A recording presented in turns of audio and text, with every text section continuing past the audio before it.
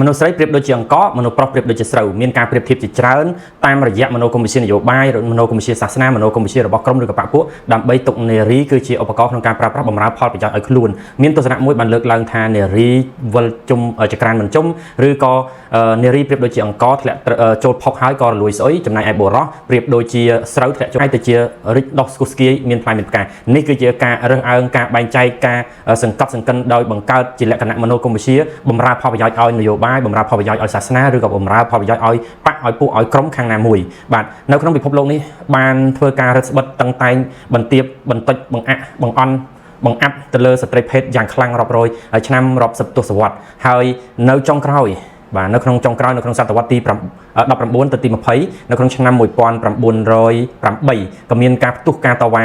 នៅទីក្រុងញូវយ៉កសហរដ្ឋអាមេរិកដែលក្រុមស្ត្រីកម្មកររោងចក្រធ្វើការតវ៉ាប្រឆាំងទាមទារនៅសិទ្ធិដែលបានបាត់បង់ហើយក្នុងការនោះគឺពាក់ព័ន្ធជាមួយនឹងការរឹតបន្តឹងមិនមែនរឹតបន្តឹងដោយប្រទេសកម្ពុជាយ៉ាងទេបាទនារីគឺគ្មានសិទ្ធិស្មើភាពគ្នាបាទនេះគឺជារឿងធំបា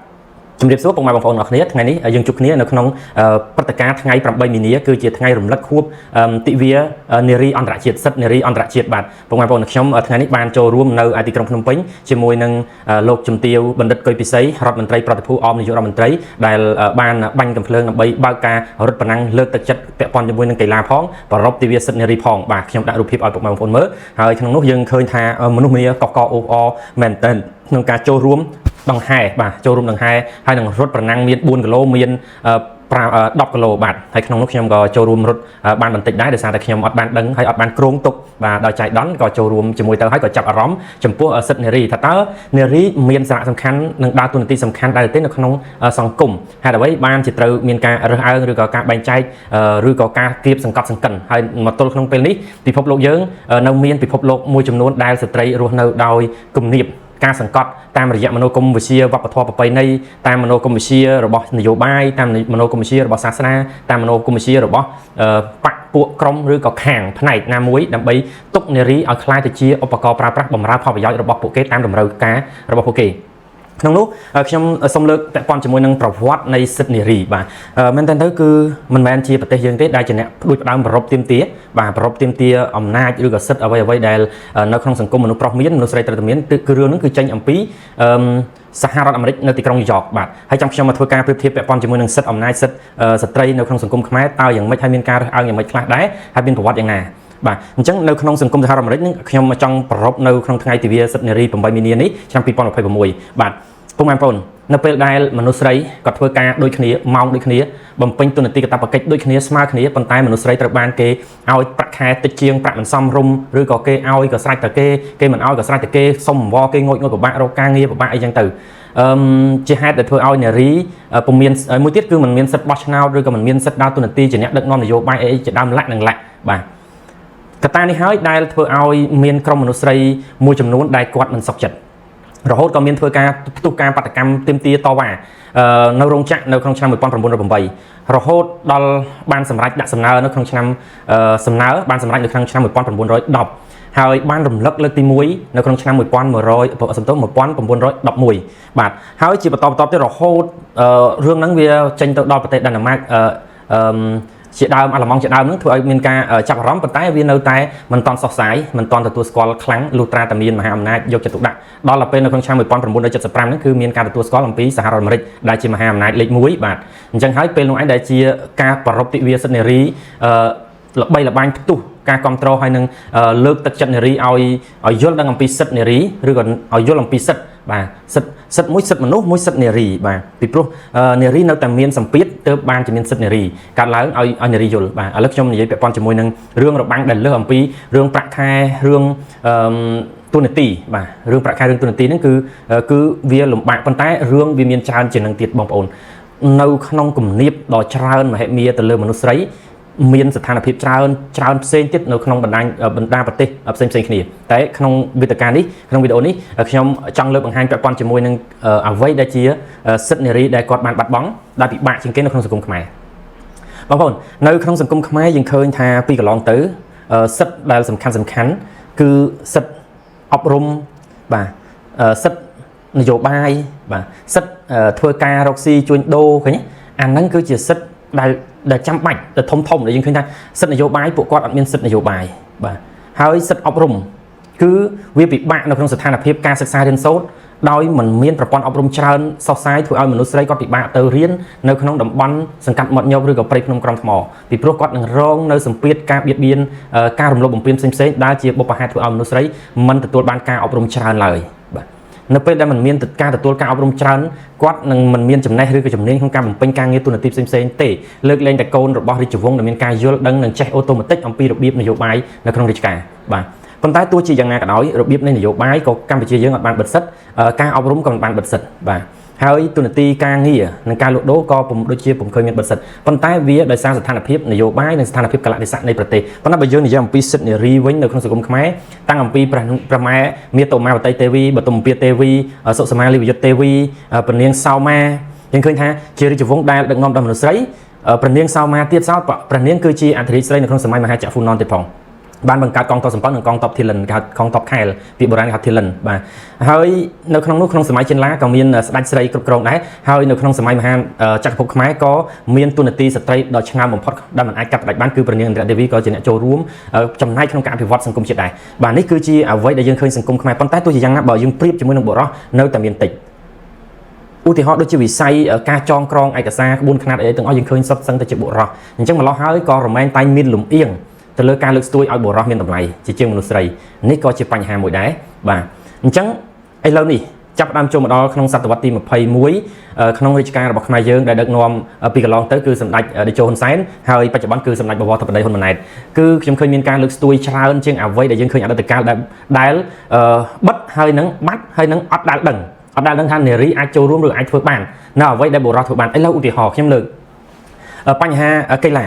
ាបងប្អូនកីឡាឃើញតែមនុស្សប្រុសលេងបដាល់លេងបាល់ទាត់បាល់ទះឬក៏សីដក់សីអីចឹងជាហោហែបុកបយ៉ាបុកអីទាំងអស់វាអត់ទាន់មានសក្តានុពលខ្លាំងក្នុងការតាក់ទាញទេប៉ុន្តែនៅពេលដែលស្ត្រីក៏រួមចំណាយក្នុងការរឿងហ្នឹងរហូតដល់ធ្វើឲ្យមានការផ្ទុះការចាប់អារម្មណ៍ហើយល្បីវាផ្សព្វផ្សាយប្រទេសជាតិយើងតាមរយៈកីឡាដែលមនុស្សស្រីចូលរួមនេះគ្រាន់តែជាផ្នែកកីឡាមួយដែលយើងឃើញថាអស្ចារ្យហើយស្ត្រីធ្វើបានដូចជាសិស្សប្អូនស្រួងភាវីជាដើមនៅកូរ៉េឃើញគាត់លើកពានពាក់ព័ន្ធជាមួយនឹងកីឡាបុកយ៉ាហ្នឹងខ្លាំងមែនទែនហើយពេលថ្មីនេះគឺយើងធ្វើ SEA Games ក៏ឃើញថាកម្ពុជាយើងមានមនុស្សស្រីចូលរួមអញ្ចឹងទូនាទីមនុស្សស្រីយ៉ាងសំខាន់វាអត់ដូចពីសម័យបុរាណទេមួយទៀតបងប្អូនបើពាក់ព័ន្ធជាមួយនឹង business ដែលខ្ញុំសិក្សារៀនសូត្រមើលខ្ញុំឃើញថាវិស័យដែលបម្រើឲ្យមានការលក់ដូររស់ស៊ីជួញដូរខ្លាំងជំនួញអាជីវកម្ម business ខ្លាំងគឺការងារដែលតាក់ទងជាមួយមនុស្សស្រីអញ្ចឹងទូនាទីមនុស្សស្រីអាចបំពេញបង្កើតនៅតម្រូវការសង្គមយ៉ាងខ្លាំងការងារមួយចំនួនទៀតមនុស្សប្រុសពិបាកធ្វើបងប្អូនមនុស្សប្រុសពិបាកធ្វើអញ្ចឹងយើងមិនគួរណាមើលរំលងអំពីទូនាទីស្ត្រីដែលយើងយល់អំពីទូនាទីស្ត្រីហើយទើបអាចលើកស្ទួយផ្ដល់សិទ្ធិដល់ឱកាសឲ្យស្ត្រីដូច្នេះហើយកូនស្រីក្មួយស្រីបងស្រីមីងអ៊ំស្រីជាដើមត្រូវតែជំរុញខ្លួនឯងលើកទឹកចិត្តខ្លួនឯងឬក៏អភិវឌ្ឍខ្លួនឯងនឹងទំនាក់ទំនងរបស់យើងតាំងពីកូនស្រីហ្នឹងឲ្យសិក្សារៀនសូត្រឲ្យបានខ្ពង់ខ្ពស់ឈប់យករនាំងវប្បធម៌មួយចំនួនដែលជាសម្ពាធឧទាហរណ៍បងប្អូននៅសម្ពាធមួយចំនួនទៀតដែលវាប៉ះពាល់ជាមួយនឹងអរិយធម៌វប្បធម៌ដែលយើងអត់យល់ស៊ីជម្រៅដូច្នេះហើយធ្វើឲ្យនារីបាត់សិទ្ធិក្នុងការបន្តការសិក្សាបងប្អូនមនុស្សយើងកាលណាដែលប្រាសវិជ្ជាហើយកាលណាដែលប្រាសចំណេះដឹងហើយពុំអាចបំពេញទុនទីការងារអ្វីបានល្អទេមិនល្អទេដូច្នេះការសិក្សាអប់រំមិនថាបុរសមិនថាស្ត្រីទេបើពុំមានការសិក្សាអប់រំចំណេះជំនាញឲ្យបានច្បាស់លាស់គឺពិបាកដូចគ្នាដូច្នេះការបើផ្ដល់សិទ្ធិអប់រំឥឡូវនេះមានស្ពានថ្នល់សាលារៀនគ្រប់ទិសទីហើយមានឱកាសឆ្លងរៀនក្រៅប្រទេសទៀតបាទមានការការពារដោយច្បាប់ទៀតដូច្នេះហើយវាជាឱកាសខ្លាំងណាស់ពេលណាដែលខាងបេក្ខនារីយុវតីខាងស្ត្រីអភិវឌ្ឍខ្លួនឲ្យខ្លាំងឲ្យស្មើនឹងបុរសនោះហើយគឺជាពេលដែលអភិវឌ្ឍប្រទេសជាតិបានដោយស្រួលរត់គឺត្រូវការកង់ពីរដែលស្មើគ្នាមិនមែនកង់មួយផ្អៀងកង់មួយធំកង់មួយតូចទេកង់មួយតូចកង់មួយធំវាដើរទៅអត់ស្មើទេទូនាទីបងប្អូនពេលខ្លះការងារផ្ទះដែលយើងមានការគិតខុសគិតថាស្ត្រីធ្វើការផ្ទះគឺជាអត់បានការនោះគឺជាកំហុសនៃការគិតរបស់យើងមិនថាបុរសឬក៏បុគ្គលណាដែលហ៊ានគិតរបៀបហ្នឹងគឺខុសធ្ងន់ធ្ងរតែម្ដងហេតុអីបងប្អូនបើសិនជាបងប្អូនសាកដកគំនិតហើយដកប្រាក់ខែរបស់យើងទៅជួលឧទាហរណ៍ថាប្រពន្ធយើងគាត់ទៅធ្វើការដែរហើយយើងមានកូនយើងត្រូវជួលបុគ្គលិកមកមើលកូនយ៉ាងហោចក៏មួយខែ250ដែរហើយมันប្រកាសថាគេមើលកូនបានល្អទៀតបាទហើយបើសិនជាផ្ទះធំត្រូវជួលបុគ្គលិកឲ្យមកធ្វើការផ្ទះ250ទៀតបាទមើលកូន250ធ្វើការផ្ទះ250ទៀតដូច្នេះនៅប្រទេសគេការងារផ្ទះគឺជាការងារបងប្អូនតោះនេះកុំមើលរំលងថាប្រពន្ធមិនបានទៅធ្វើការរកប្រាក់ចំណូលចូលក្នុងផ្ទះ គិតថាជាអត់បានការគិតថាគ្មានប្រយោជន៍នោះគឺជាការខុសធ្ងន់មិនថាស្ត្រីណាដែលគិតអញ្ចឹងម្ដាយក្មេកណាដែលគិតអញ្ចឹងប្តីណាដែលគិតអញ្ចឹងបុរសណាដែលគិតអញ្ចឹងគឺជាការគិតដ៏ខុសឆ្គងជាការគិតដ៏ល្ងង់ខ្លៅហើយចំពោះស្ត្រីវិញក៏ដូចគ្នាដែរបើសិនជាមានសិទ្ធហើយស្មើហើយកុំឲ្យលើសជ្រុលពេកនៅពេលដែលបានបុរសជាប្តីដែលគាត់មិនបានទៅធ្វើការសង្គមរើសអើងណាបងប្អូនសង្គមរើសអើងបុរសដែលមិនចេញទៅធ្វើការហើយបុរសនោះមើលកូនហើយនឹងធ្វើផ្ទះនៅមើលការផ្ទះបងប្អូនតាមពិតទៅមានមនុស្សស្រីខ្លះគឺគាត់អត់ចូលចិត្តការងារផ្ទះវាស្ថិតលើចំណង់ចំណូលចិត្តគាត់ចូលចិត្តរកស៊ីគាត់ចូលចិត្តធ្វើការដល់អញ្ចឹងគាត់ត្រូវបាត់អ្នកធ្វើការមួយគឺប្តីហើយបុរសខ្លះគឺគាត់អត់មានសមត្ថភាពធ្វើការក្រៅគឺគាត់ធ្វើការផ្ទះហើយនឹងមើលកូនដូច្នេះសូមកុំមនុស្សស្រីប្រមាថលើការងារមនុស្សប្រុសដែលមិនចេញទៅធ្វើការក្រៅហើយមនុស្សប្រុសខ្លួនឯងបាក់ពួកមនុស្សប្រុសខ្លួនឯងហ្នឹងក៏មិនត្រូវរើសអើងមនុស្សប្រុសដែលធ្វើការផ្ទះខ្ញុំនិយាយតែមនុស្សប្រុសធ្វើការផ្ទះមើលកូនណាមិនមែនមនុស្សប្រុសដែលផឹកអសមត្ថភាពណាអញ្ចឹងខ្ញុំចង់និយាយថាទូនាទីការងារផ្ទះវាជាការងារបើបងប្អូនដកគ្នាចេញអស់ឧទាហរណ៍ថាស្រីធ្វើបាន500ប្តីធ្វើបាន500តែជួលបុគ្គលិកមកមើលផ្ទះនិងមើលកូនអស់500អញ្ចឹងមកស្មើណាយើងរកបានតែ500ដដែលតែប្រពន្ធទៅរក500ប្តីនៅមើលផ្ទះថែកូនអត់អស់លុយឈ្នួលឃើញទេដូចគ្នាអញ្ចឹងហេតុអីបងប្អូនមើលមិនឃើញថាអាហ្នឹងវាជាការងារបើបងប្អូនចេះគិតថាហ្នឹងវាជាការងារឡើងមានអារម្មណ៍ក្នុងការរើសអើងទៀតដែរបាទមួយទៀតសម្ពាធមានសម្ពាធជាច្រើនណាស់បងប្អូនបិទថាផ្ដល់សិទ្ធិនយោបាយផ្ដល់សិទ្ធិអប់រំផ្ដល់សិទ្ធិការងារនិងអាជីវកម្មក៏ពិតមែនប៉ុន្តែនៅតែមានរបាំងជាច្រើនទៀតដែលសង្គមយើងកំពុងតែជួបប្រទះបាទខ្ញុំមានចិត្តខ្នក់ខ្លាំងមែនតើទើសខ្លាំងមែនតើហើយខ្វល់ខ្លាំងមែនតើរឿងមួយដែលសង្គមខ្មែរយើងដែលពិបាកជាងគេគឺយុវតីយុវជនដែលរៀននៅវិទ្យាល័យហើយគាត់បានគ្នាឧទាហរណ៍ថាគាត់រៀនថ្នាក់ទី7ទី8ដែលមានអាយុត្រឹមក្រោម18ក្រោម16ផងហើយស្រាប់តែគាត់មានសម្ព័ន្ធមេត្រីភាពដោយមានការរួមរយៈជាមួយគ្នាម្ដាយឪពុកដឹងក៏ត្រូវចាប់ឲ្យសែនបងប្អូននេះគឺជាគ្រោះថ្នាក់ធ្ងន់ណាបើបងប្អូនមើលមិនឃើញរឿងហ្នឹងទេគឺគ្រោះថ្នាក់ធ្ងន់របស់ប្រទេសជាតិយើងមនុស្សក្មេងស្រីក្មេងប្រុសដែលមិនទាន់ចប់ការសិក្សាគ្មានចំណេះដឹងហើយក្មេងវ័យទៀតហើយឲ្យគ្នារៀបការទាំងខុសច្បាប់ទាំងបំផ្លាញជាតិនៅនឹងទាំងព្រមតែម្ដងហេតុអីអត់តន់ដល់អាយុដែលត្រូវរៀបការទេខុសច្បាប់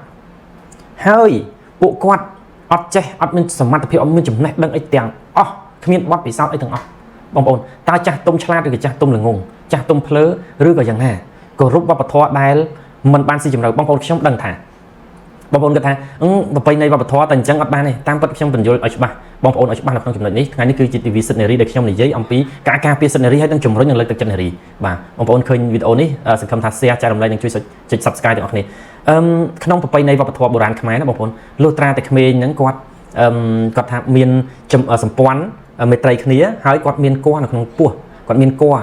័រទៅបានមេបាលោកកាច់ដើម្បីរកមានអ្នកទំនួលខុសត្រូវលើជីវិតថ្មីតើវប្បធម៌ដូនតាហ្នឹងគាត់ខុសទេអត់ខុសទេគឺគាត់រក្សាសិលធម៌រកមានឲ្យមានមនុស្សទំនួលខុសត្រូវទៅលើជីវិតថ្មីប៉ុន្តែរឿងដែលយើងត្រូវដោះស្រាយជាមួយនឹងស្ថានភាពបច្ចុប្បន្នគឺមិនត្រូវសែនមិនត្រូវអីទេតែត្រូវដោះស្រាយមិនថាយកចេញឬក៏អីទេត្រូវសែនក្បាលមន់ចេញឬក៏យ៉ាងណាគឺត្រូវតែដោះស្រាយដោយមិនអាចឲ្យក្មេងទាំងពីរហ្នឹងរៀបការគ្នាហើយឈប់រៀនទេបោះបង់រៀនទេនេះគឺជារឿងគ្រោះថ្នាក់ធ្ងន់ណាស់បងប្អូនបាទគ្រោះថ្នាក់ធ្ងន់មែនទែនបងប្អូនតើយើងទប់ស្កាត់តណ្ហារបស់មនុស្សឬក៏យើងគួរបង្កើតច្បាប់ដើម្បីសម្របសម្រួលឬក៏យើងអប់រំដើម្បីបន្តការអភិវឌ្ឍខ្ញុំឃើញចំណុចមួយពាក់ព័ន្ធជាមួយនឹងខាងក្រៅប្រទេសវិញ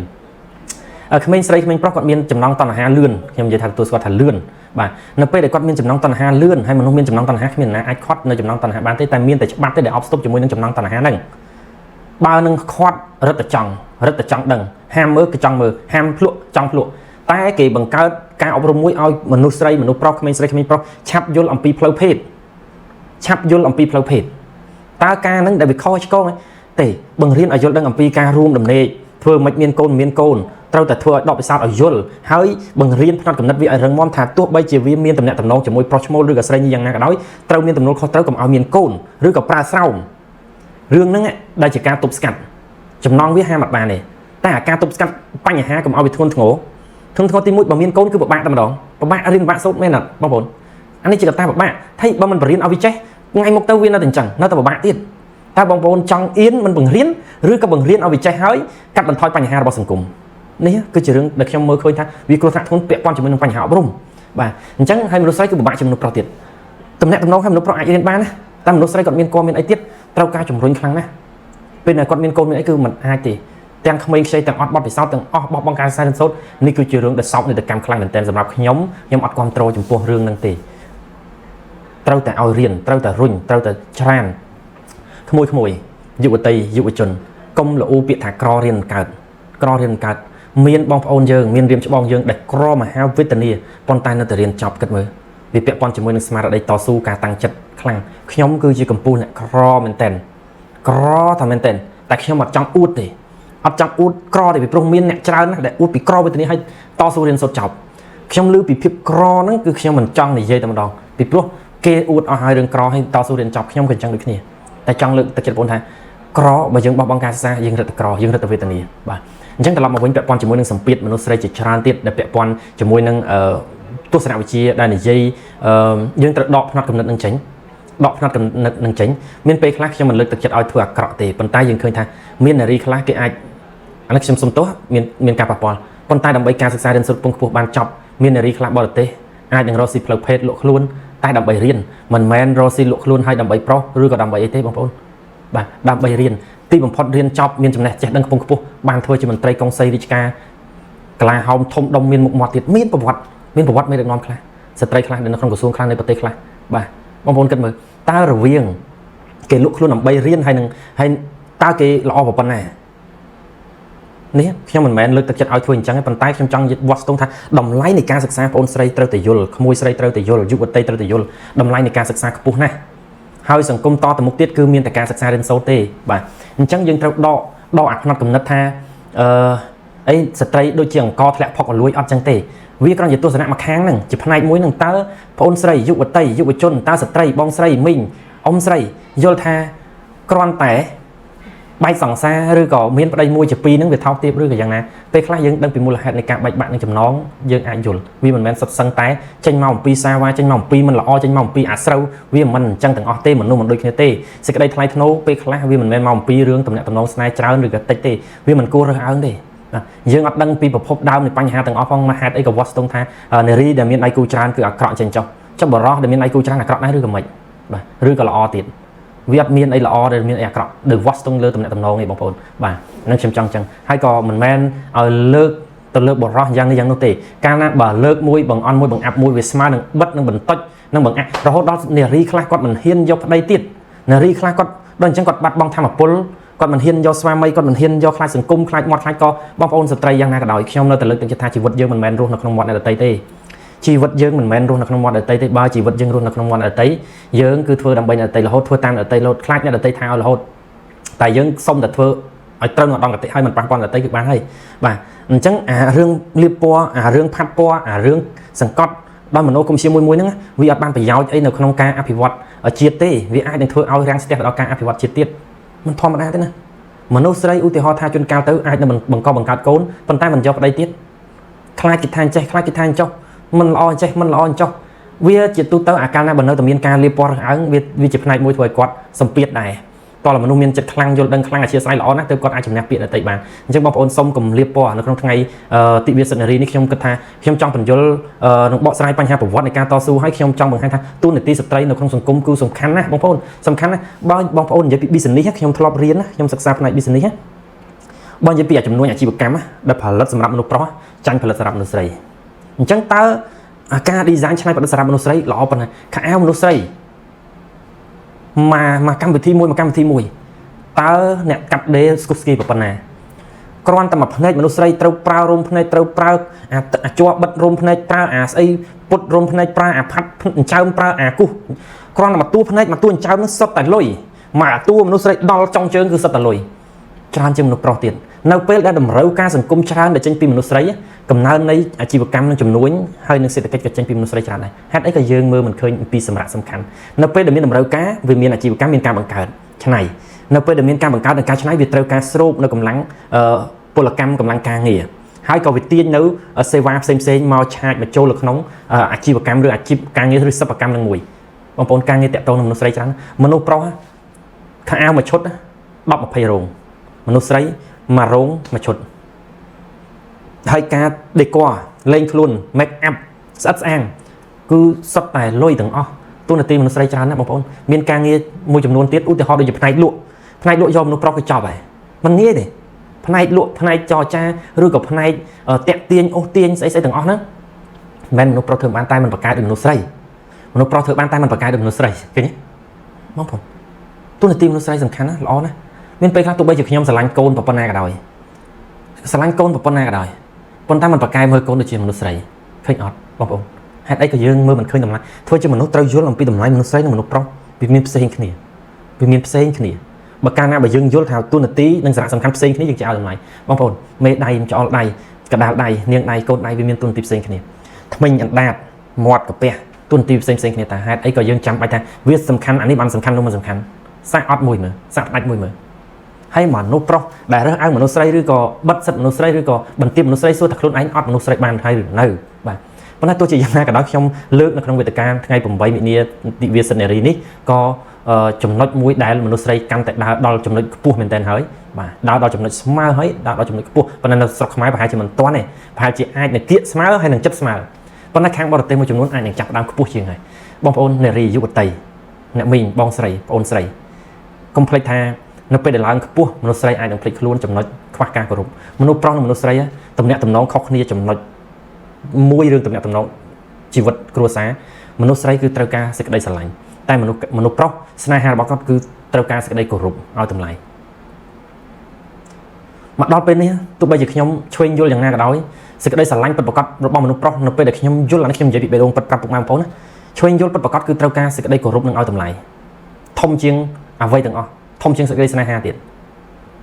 តើលោភលន់ណាយថាមែនទេនៅពេលដែលមនុស្សប្រុសយល់ថាអត់មានតម្លៃដល់ពេលមនុស្សស្រីខ្លាំងពេកទៅចេះគ្រប់យ៉ាងហើយមានអារម្មណ៍ថាមើងងាយមនុស្សប្រុសមិនឲ្យតម្លៃមនុស្សប្រុសនៅពេលដែលយល់ថាគ្មានតម្លៃហើយមនុស្សប្រុសគឺអស់ចិត្តតែម្ដងបាទអាហ្នឹងគឺរបៀបមនុស្សប្រុសមនុស្សស្រីគឺទាមទារការស្រឡាញ់តែការស្រឡាញ់ចេញពីមនុស្សប្រុសគឺមានតែការគោរពនិងឲ្យតម្លៃទេដូច្នេះហើយយើងត្រូវសំយោគត្រូវថយមួយជំហានទៅលោតបានឆ្ងាយបន្ទន់ខ្លួនបន្តិចទៅលោតបានខ្ពស់អានេះគឺជាសភាពពិតបងប្អូនណា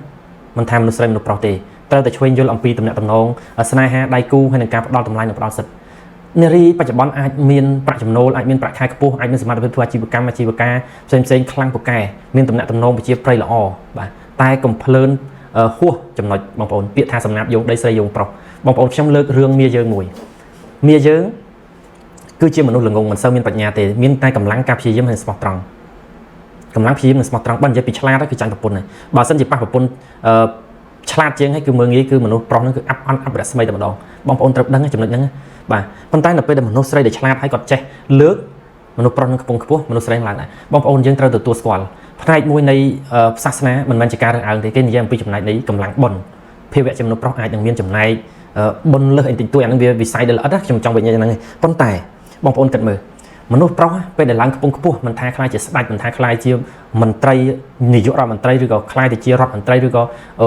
កឧត្តមទេមនុស្សស្រីជាភរិយាឡើងខ្ពស់ដោយអូតូម៉ាទិកមិនថាជាតិណាក៏ដូចជាតិណាដែរមនុស្សស្រីឡើងខ្ពស់ដោយអូតូម៉ាទិក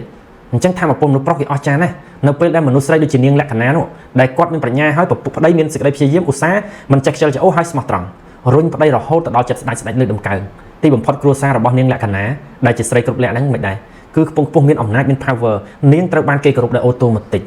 ជាមនុស្សស្រីពូកែ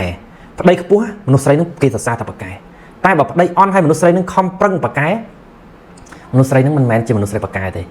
បាទគេទៅទុកអញ្ចឹងវាមិនមែនជាវណ្ណៈសង្គមតែចង់ដាស់តឿនថាការដែលស្មើឬក៏ខ្ពស់ជាងវារហូតដល់ការមើងងាយនោះវាជាការខុសឆ្គងវិញមនុស្សស្រីខ្ពង់ខ្ពស់ឡើងខ្លាំងប៉ុន្តែមនុស្សប្រុសមិនអាចឡើងតាមជាមួយបានទេណាតើតែមនុស្សប្រុសនឹងខ្លាំងឡើងខ្លួនឯងឬក៏ប្រពន្ធរុញឡើងទើបអាចមនុស្សស្រីនឹងឡើងអូតូម៉ាទិកបាទអញ្ចឹងចំណុចនេះវាមិនមែនជាចំណុចរើសអើងឬក៏ដាក់សម្ពាធទៅលើសិទ្ធិឬក៏អីទេប៉ុន្តែចង់និយាយថាដាស់តឿនថាសិទ្ធិអំណាចដែលខំប្រឹងផ្ដល់ដែលប្រឹងស្វែងរកមកហើយប្រើប្រាស់ឲ្យបានត្រឹមត្រូវរវាងមនុស្សស្រីនិងមនុស្សប្រុសគឺវាពេញលេញតាំងពីយូរណាស់មកហើយដូច្នេះហើយមានតែរឿងមនុស្សស្រីមួយគត់ដែលមានអារម្មណ៍ថាខ្វះសិទ្ធិបិទសិទ្ធិអត់មានសិទ្ធិដូចជាមនុស្សប្រុសឬក៏អត់មានភាពលក្ខណៈដូចជាមនុស្សប្រុសសង្គមគេអាចថាឥឡូវគឺអាចមានស្មើនឹងលើរហូតដល់ទៅពិបាករកប្តីទៀតរហូតដល់មនុស្សប្រុសមិនអាចឈោងតោមនុស្សស្រីទៅទៀតបាទនៅពេលដែលខ្លួនឯងមានតម្លៃអត់ដល់បាទវាទៅជាតម្លៃមនុស្សស្រីខ្ពស់អញ្ចឹងបងប្អូនអាចធ្វើតម្លៃខ្ពស់ប៉ុន្តែមិនមែនជាការរើសអើងឬក៏ការមើងងាយទេ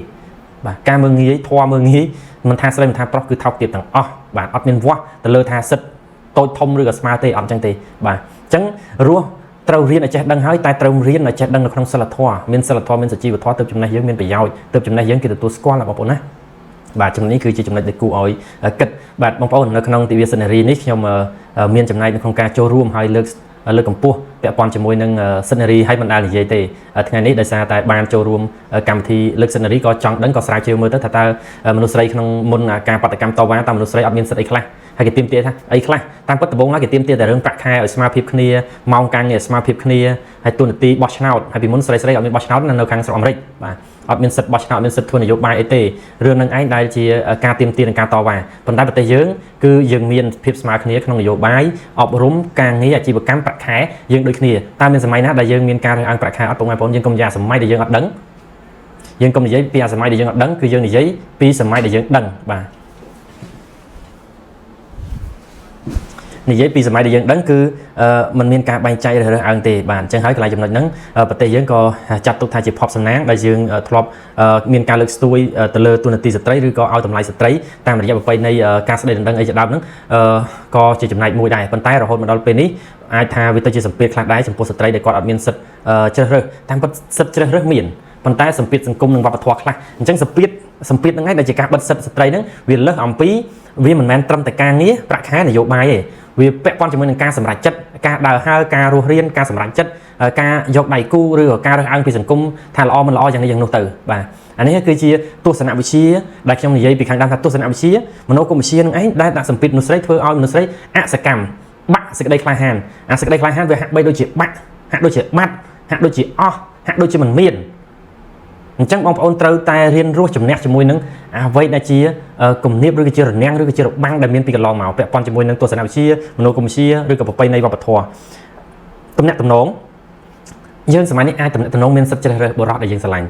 ប៉ុន្តែពិធីយើងនៅតែធ្វើពេលដែលយើងជ្រើសរើសហើយឥឡូវនេះវាមានហើយអូតូម៉ាទិកហើយបាទអញ្ចឹងវាឡើងមានសិទ្ធិនៅក្នុងការបិទសិទ្ធិហើយពីមុនហេតុអីខ្ញុំលើកពីហេតុផលសិនយើងកុំបន្ទោសដូនតាយើងពេកបាទហេតុផលអីពីមុនមនុស្សស្រីគាត់អត់បានសិក្សារៀនសូត្រច្រើនដោយសារកត្តាភាពក្រីក្រលំបាកនៅក្នុងសង្គមដែលគាត់មិនបានទៅអប់រំនៅក្នុងសង្គមក្រៅហើយវាមានចោរកម្មចោរប្លន់ក្មេងពីលអនាថាវាច្រើនអញ្ចឹងទៅមនុស្សស្រីទាំងការដើរហើរទាំងការរៀនសូត្រគឺមិនមានទេដូច្នេះការសម្រេចចិត្តជ្រើសរើសគូសកលគឺគាត់អត់មានសមត្ថភាពបាទគាត់អត់មានសមត្ថភាពក្នុងការសម្រេចចិត្តថាជ្រើសរើសបុរសយ៉ាងម៉េចទើបល្អបុរសយ៉ាងណានឹងណូអញ្ចឹងគឺមានតែតាមរបៀបចាស់ទុំ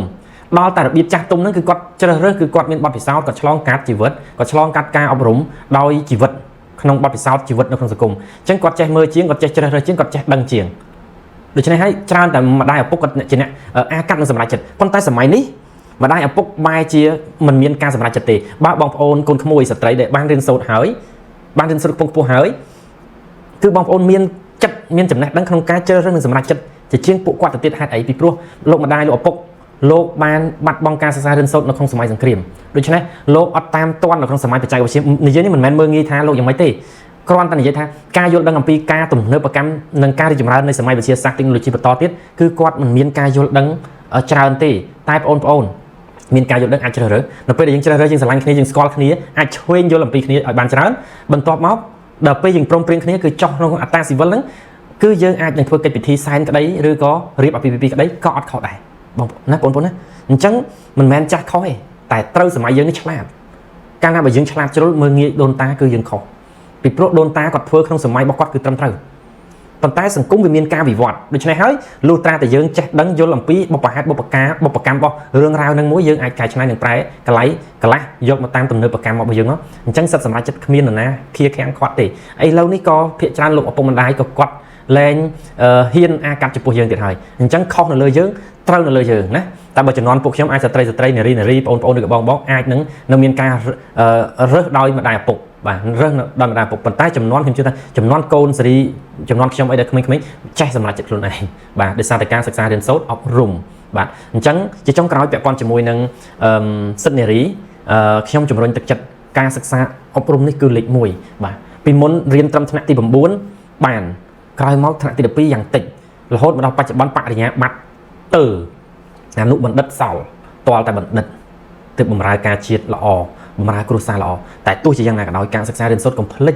ដកពិសោធន៍ធ្វើការដកពិសោធន៍បំពេញការងារស្ម័គ្រចិត្តក្តីស្អីទៅក្នុងកំឡុងពេលរៀនសាកលវិទ្យាល័យហ្នឹងគឺល្អបំផុតបាទ មិនមែនរៀនតែទ្រឹស្ដីទេពីព្រោះទ្រឹស្ដីជាបទពិសោធន៍អ្នកដទៃចំណែកឯបទពិសោធន៍ខ្លួនយើងទើបជាទ្រឹស្ដីដែលល្អបំផុតសម្រាប់ជីវិតយើងបាទអញ្ចឹងក្នុងវីដេអូនេះខ្ញុំមានតែប៉ុណ្្នឹងឯងសង្ឃឹមថាពុកម៉ែបងប្អូនចូលចិត្តឲ្យជួយ share ចែករំលែកទាំងអស់គ្នាហើយសង្ឃឹមថាបានយល់អំពីសិទ្ធិនារីពិតប្រាកដមិនមែនត្រឹមតែជាសិទ្ធិនៅក្នុងមួយថ្ងៃហ្នឹងគិតថាធ្វើអីក៏បានធ្វើបាបមនុស្សប្រុសលេងចាស់លេងឆ្នាំងជាការលេងសើចចំអកឡកលើវាមិនដូច្នោះទេបាទគឺជាសិទ្ធិក្នុងការចូលរួមគ្រប់វិស័យអប់រំសេដ្ឋកិច្ចនយោបាយកីឡារបាំរាំច្រៀងបដាល់ស្អីទាំងអស់ដែលមនុស្សប្រុសធ្វើបានមនុស្សស្រីអាចធ្វើបានបាទអញ្ចឹងខ្ញុំមានតែប៉ុណ្្នឹងឯងសង្ឃឹមថាបងប្អូនចូលចិត្តឲ្យជួយ share និងចែករំលែកទាំងអស់គ្នាបាទសូមអរគុណច្រើននិងសូមគោរពជម្រាបលាជួបគ្នាក្នុងវីដេអូក្រោយ